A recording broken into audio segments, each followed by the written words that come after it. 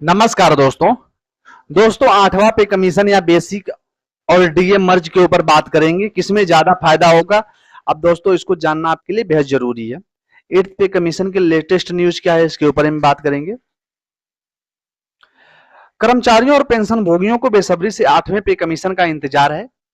कर्मचारियों को उम्मीद है कि आठवां पे कमीशन आने से उनकी सैलरी और पेंशन में बढ़ोतरी देखने को मिलेगी। वहीं पर कुछ कर्मचारी इस उम्मीद में है कि आठवां पे कमीशन आए ना आए, उनकी बेसिक महंगाई भत्ते जो है वो मर्ज हो जाएं, जिससे कि उनकी सैलरी और पेंशन में तुरंत बढ़ोतरी देखने को मिल जाए। तो आखिरकार किस में ज्यादा बढ़ोतरी देखने को मिलेगी, अब दोस्तों ये हम आपको बताने वाले हैं। दोनों का तुलनात्मक अध्ययन दोस्तों इस वीडियो के माध्यम से आज बताएंगे। वेतन आयोग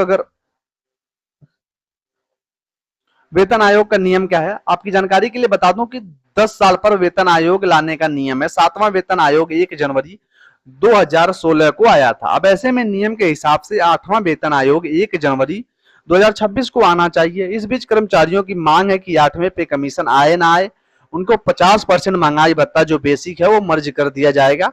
ऐसे में आपको बता दूं कि अगर महंगाई भत्ता बेसिक में मर्ज होता है तो 8वां पे कमीशन आने की उम्मीद कम है।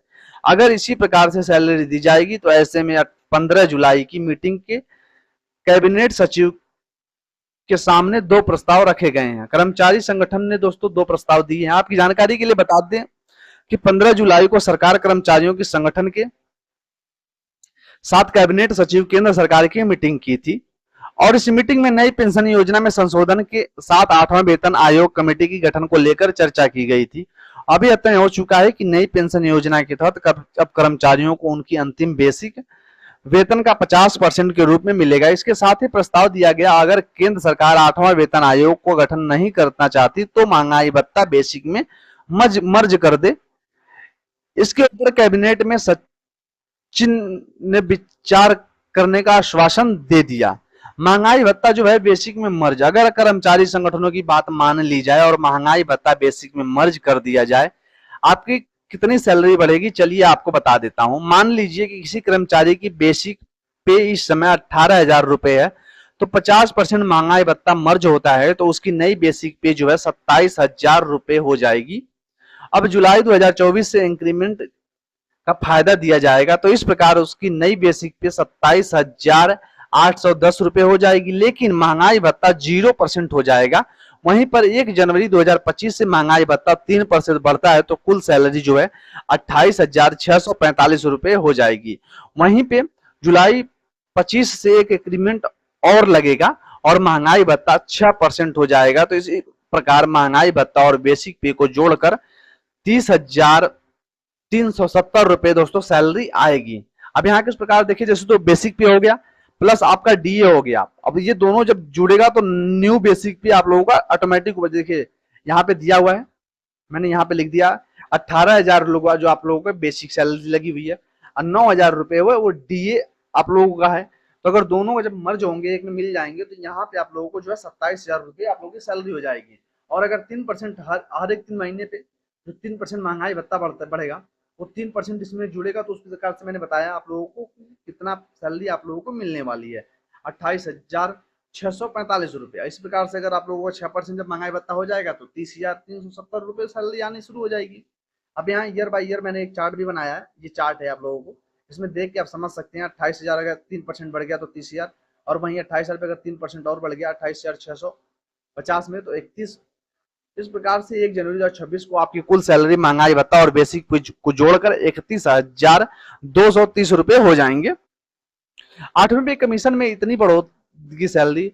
अब बात कर लेते हैं, अगर महंगाई भत्ता मर्ज नहीं होता है, जिस प्रकार से सैलरी मिल रही है उसी प्रकार से मिलेगी, तो जुलाई 2024 में महंगाई भत्ता 53% हो जाएगा। और किसी कर्मचारी का बेसिक पे 18,000 रुपए है तो जुलाई की इस इंक्रीमेंट लगेगा और 18,540 रुपए नई बेसिक पे हो जाएगा। इसी के ऊपर महंगाई भत्ता जोड़ा जाएगा। इस प्रकार महंगाई भत्ता प्लस बेसिक जोड़कर 28,370 रुपए तो भी मिलेंगे दोस्तों, सैलरी आप लोगों को पाएंगे।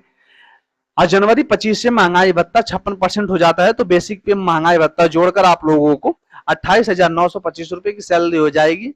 वहीं पर 25 में एक इंक्रीमेंट और लगेगा तो 19,100 नई बेसिक पे हो जाएगी और उसके ऊपर 59% महंगाई भत्ता जोड़ा जाएगा, तो कुल 30,370 रुपए सैलरी हो जाएगी। अब देखिए दोस्तों, यहाँ पे मैंने चैट इसका भी बना दिया है। हालांकि आप लोगों को पहले वाले में ज्यादा फायदा है, इसमें दोस्तों आप लोगों का कुछ कमियां रह जाता है।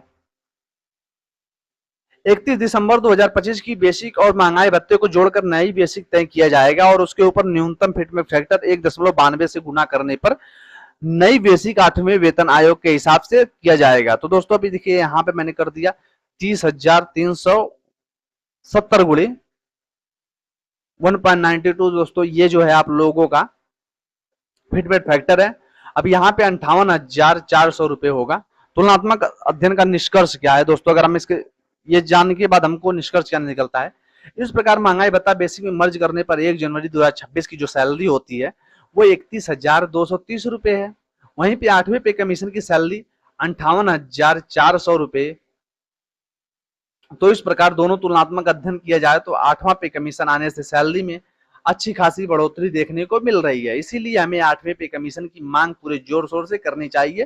फिलहाल दोस्तों हमें उम्मीद है कि सरकार जो है नए बजट में इसके संशोधन को लेकर इस पे बात कुछ जरूर करेगी। चलिए दोस्तों, नए बजट के लिए इंतजार कर लेते हैं। नए बजट आने के बाद जैसा कोई नया वीडियो आएगा मिलेंगे नए वीडियो में, तब तक के लिए थैंक यू।